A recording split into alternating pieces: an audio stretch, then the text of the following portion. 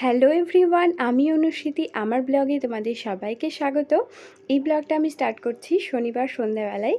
চা খাওয়া, সন্ধ্যা জ্বালা এগুলো কমপ্লিট হয়ে গেছে। আর আজকে শনিবারে আমি খাই ভেজ, ওই জন্য আজকে বানাবো লুচি আর আলুর দম।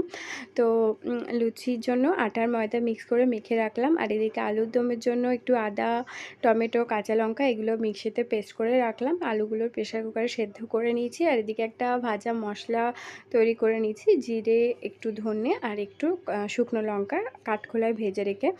আর তারপরে জিরে ফোড়ন, শুকনো লঙ্কা ফোড়ন দিয়েছিলাম। তারপরে একটু হালকা একটুখানি দিয়েছিলাম, হিং ফোড়ন দিয়েছিলাম। এবারে লুচিটা বেলে নেওয়ার পালা। গরম গরম ওই 10টা সাড়ে 10টার সময় লুচিটা মা ভেজে নিয়েছিল, আর আমি লুচিগুলো বেলে দিচ্ছিলাম। আর এদিকে আলুর দম তো রেডি হয়ে গেছে।